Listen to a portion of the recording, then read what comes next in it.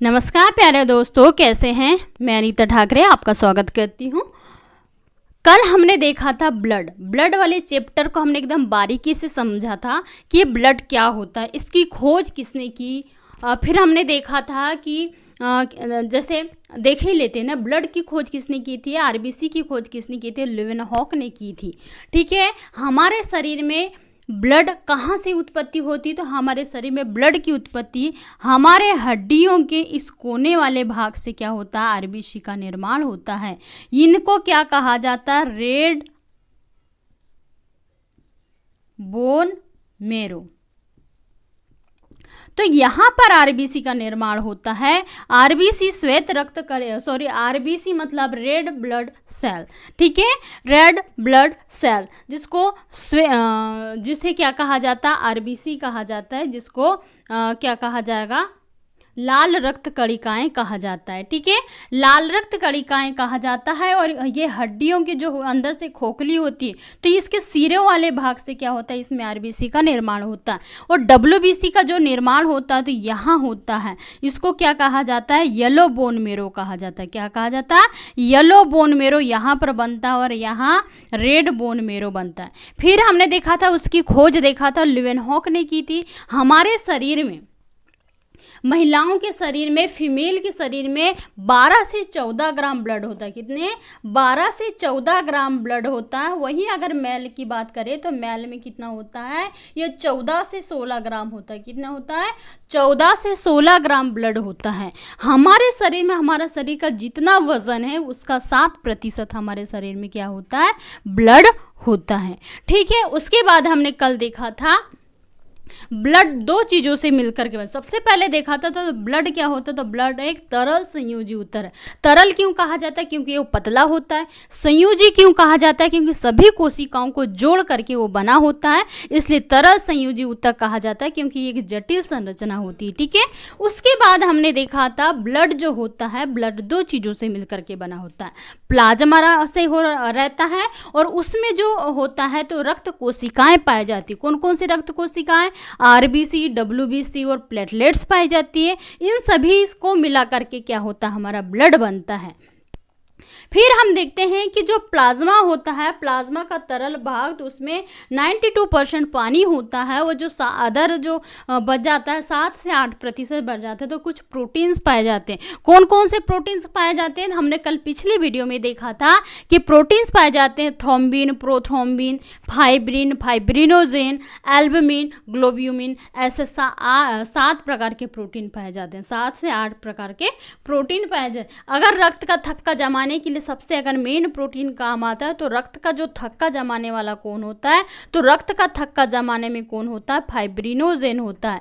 Fibrinogen होता है जो मुख्य प्रोटीन होता है। ये जैसे ही हमारे शरीर में चोट लगती है, वो जैसे ही वो चोट लगती है, जैसे ही हवा के संपर्क में आता है, फाइब्रिनोजेन जल्दी से आता है और क्या होता है, रक्त का थक्का जमा देता है। वो सारे प्रोटीन्स आते हैं, दोनों सब एक दूसरे को चलो चलो चलो चलो, चोट लगे ऐसा करते हैं, और ये क्या होता है, हमारे शरीर में रक्त का थक्का जमा देते हैं। बात आती है कि हमारे जैसे चोट लगती है तो बाहर तो रक्त का थक्का जम जाता है। भाई हमारे शरीर के अंदर रक्त का थक्का क्यों नहीं जमता, क्यों, इसलिए नहीं जमता क्योंकि हमारे शरीर में एक हिपेरिन नाम का एक क्या होता है, प्रोटीन पाया जाता है। हिपेरिन पाया जाता है, वो भी जो डब्ल्यूबीसी का एक कण होता है, बेसोफिल के अंतर्गत आता है हिपेरिन और हिस्टामिन आता है। तो ये हिपेरिन जो होता है वो हमारे शरीर में ब्लड का थक्का जमने से रोकने का काम करता है। ठीक है, फिर हमने देखा था कि जो उसका होता है हमारे शरीर में, अगर सबसे बड़ी देखा तो अगर संख्या में देखा जाए तो सबसे ज़्यादा अगर संख्या में देखा था तो आरबीसी की जो संख्या होती है 5 से 5 मिलियन होती है, 5 से 5.5 मिलियन होती है। इसको mm³ के रूप में दर्शाया जाता है। ठीक है, डब्ल्यूबीसी होती है तो डब्ल्यूबीसी जो होती है, डब्ल्यूबीसी ज़्यादा नहीं होती है, 6 से 8-10 हज़ार ही होती है। बस कितनी होती है, 6 से 8-10 हज़ार होती है। और प्लेटलेट्स जो होती है तो बहुत कम होती है। और इसका जो जीवन काल होता है 120 दिन का होता है, और इसका जीवन काल होता है 5 से 6 दिन का होता है। इसका जीवन काल 5 से 6 दिन का इसका जीवन काल होता है। इसका जीवन काल 120 दिन का होता है। ठीक है, उसके बाद हमने देखा था डब्ल्यूबीसी की जो संख्या होती है ठीक है। उसके बाद हमने कल देखा था, इतने भाग देखा था। उसके बाद आज हम करने वाले थे क्या, आरबीसी। आरबीसी को कंप्लीट करने वाला। आरबीसी क्या होता है, आरबीसी का जो नाम है तो लाल रक्त कणिका इसका नाम होता है। क्या होता है, लाल रक्त कणिका, जिसका कणिका, ठीक है। इसको क्या कहा जाता है, रेड ब्लड सेल, ठीक है, रेड ब्लड सेल, लाल रक्त कणिका। इसका अगर वैज्ञानिक नाम मेडिकल साइंस में अगर देखा जाता है, इसको क्या कहता है, एरिथ्रोसाइट कहा जाता है। क्या कहा जाता है, एरिथ्रोसाइट कहा जाता है। एरिथ्रो मतलब लाल और साइट मतलब कोशिका, ठीक है। एरिथ्रोसाइट इसका नाम है। उसके बाद में हमने देखा था जो इसका निर्माण कहाँ होता है, तो आरबीसी का जो निर्माण होता है अस्थि मज्जा में होता है, ठीक है। इसका निर्माण कहाँ होता है, तो आरबीसी का जो निर्माण होता है अस्थि मज्जा में होता है। कहाँ होता है, अस्थि मज्जा में होता है इसका निर्माण। अस्थि मज्जा जो हमारी हड्डी होती है, तो हमारी हड्डी के अंदर खोखला भाग होता है, इस खोखले भाग में ही हमारा क्या होता है, आरबीसी बनता है। आरबीसी मतलब हीमोग्लोबिन। हीमोग्लोबिन ये किससे मिलकर के बना होता है, हीम प्लस ग्लोबिन से मिलकर के बना होता है। हीम मीन्स होता है, क्या होता है, आयरन होता है, और ग्लोबिन का मतलब क्या होता है, प्रोटीन होता है। ग्लोबिन एक क्या होता है, प्रोटीन होता है। आयरन व प्रोटीन से मिलकर के बना होता है। आयरन का कलर कैसा होता है, जैसे आपने किसी लोहे वाली चीज को देखा, लोहे वाली चीज में जैसे पानी लग जाता है, उसके बाद में उसका कलर कैसा हो जाता है, रेड रेड होता है कि नहीं, तो बस, तो आयरन का कलर कैसा होता है, रेड होता है। आयरन का कैसा होता है, रेड। तो जो हीमोग्लोबिन जो होता है, तो हीमोग्लोबिन मतलब ब्लड का कलर होता है, इसलिए कैसी होती है, लाल कलर की होती। इसलिए हमें क्या दिखाई देता है, लाल कलर की दिखाई देती है, ठीक है। अगर भ्रूण में अगर छोटा सा बच्चा है, अगर माँ के पेट में से जो निकला है वो भ्रूण, तो भ्रूण में जो आरबीसी का है उसमें खून कहाँ बनता है, उसमें ब्लड कहाँ बनता है, तो यकृत या प्लीहा में बनता है। कहाँ बनता है, यकृत या प्लीहा में बनता है। आप मुझे बताइए कि प्लीहा को ब्लड बैंक क्यों कहा जाता है।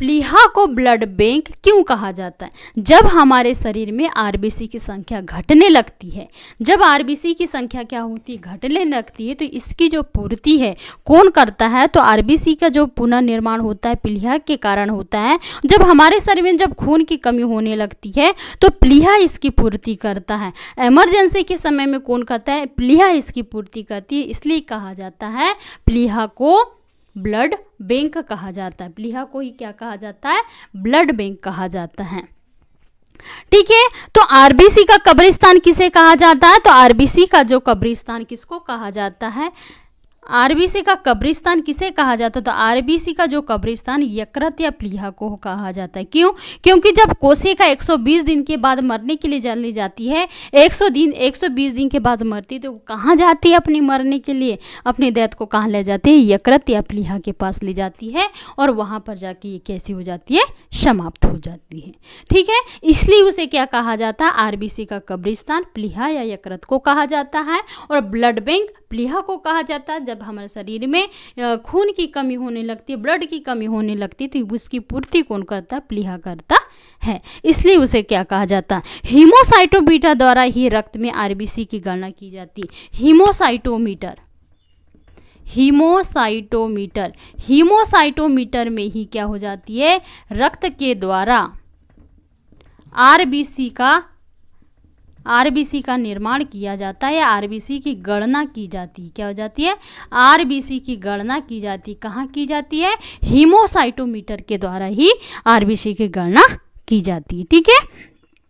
इसमें आयरन यौगिक पाया जाता है, और आयरन यौगिक जो पाया जाता था एफी फेरस अवस्था में पाया जाता है, और फेरस अवस्था में पाया जाता है, इसलिए इसका कलर कैसा होता है, लाल कलर का होता है। भाई जो भी स्तनधारी है, स्तनधारी में मनुष्य या स्तनधारी में क्या होता है, केंद्रक अनुपस्थित होता है। क्या होता है, केंद्रक अनुपस्थित होता है, लेकिन ऊँट और जो लामा होता है उसकी आरबीसी में, ऊँट और लामा की आरबीसी में क्या होता है, ऊँट और लामा की जो आरबीसी है उसमें क्या केंद्रक पाया जाता है। कहाँ पाया जाता है, केंद्रक, ऊँट और लामा की आरबीसी में केंद्रक पाया जाता है। अदरवाइज जितने भी स्तनधारी हैं, जीव हैं, तो उसमें क्या होता है, उनकी आरबीसी में केंद्रक नहीं पाया जाता। नोटेड पॉइंट, इसे नोट कर लीजिएगा, वेरी वेरी इंपॉर्टेंट प्रश्न। फिर बात करेंगे तो आरबीसी का आकार कैसा होता है, तो आरबीसी का जो आकार होता है द्विअवतली होती है, 2 अवतली होती है। क्या होती है? द्विअवतली होती है। और इसका जो आकार होता है उभयावतल होता है। क्या होता है? उभयातल अवतल के प्रकार का इसका आकार होता है। ठीक है। उसके बाद जितनी भी कशेरुकी जंतु उसमें आरबीसी पाई जाती हैं। ठीक है। और जो आरबीसी के परिपक्व के लिए, ये जो आरबीसी है, आरबीसी इसके परिपक्व के लिए, से परिपक्वन के लिए मतलब इसको मैच्योर होने के लिए कौन से विटामिन की आवश्यकता होती है, तो इसको मैच्योर होने के लिए विटामिन B12 की आवश्यकता होती है। क्या होती है? विटामिन B12 की इसकी आवश्यकता होती है। तो आरबीसी को मैच्योर होने के लिए, परिपक्वन के लिए कौन से विटामिन की आवश्यकता होती है? विटामिन B12 या फॉलिक अम्ल की आवश्यकता होती है। क्या होती है? फॉलिक अम्ल की आवश्यकता होती है। इसलिए आप देखे होंगे जितनी भी गर्भवती माताएं होती तो उसको क्या दिया जाता है? फॉलिक एसिड की गोली दी जाती है शुरू से 3 महीने तक। ठीक है। फर्स्ट ट्राइमेस्टर में तो उसको दी जाती। इस प्रकार हमने आरबीसी को देखा। और इसका जो आरबीसी का जो मुख्य काम है, तो आरबीसी का जो मेन काम है O2 का परिवहन करना। क्या है? ऑक्सीजन का परिवहन करना। ऑक्सीजन का परिवहन करना है या ऑक्सीजन को इधर से उधर ले जाने का काम किसका होता है? आरबीसी का जो मुख्य काम है ऑक्सीजन का परिवहन करना, इसका मुख्य काम है। ठीक है। उसके बाद में जो होता है हीमोग्लोबिन का जो निर्माण होता है हीम प्लस ग्लोबिन प्रोटीन के कारण होता है। ठीक है। इसमें कुछ ग्लोबिन जो पाया जाता है, ये ग्लोबिन प्रोटीन जो पाया जाता है, ग्लोबिन जो प्रोटीन पाया जाता है ये जटिल प्रोटीन होता है। कैसा होता है? ये जटिल प्रोटीन होता है। साथ ही कैसा होता है? ये रेशे के रूप में पाया जाता है। कैसे पाया जाता है? रेशों के रूप में पाया जाता